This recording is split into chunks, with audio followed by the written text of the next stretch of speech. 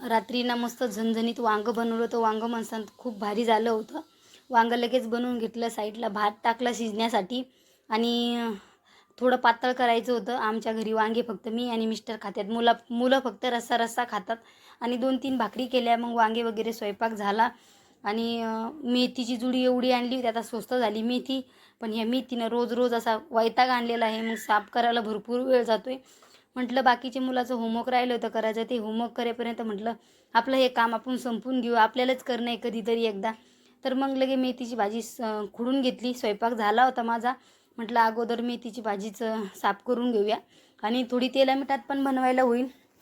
थोडी तेला मिठात पण होती, भरपूर होती ना आणलेली. मग लगेच मेथीची भाजी पण बनवली. लगेच मस्त भाकरीसोबत बंदालं वांगं बनवून खाल्लं. खूप भारी लागलं. वांग्याची भाजी खूप टेस्टी झाली होती. मग लगेच जेवण वगैरे झालं आणि दुसऱ्या दिवशी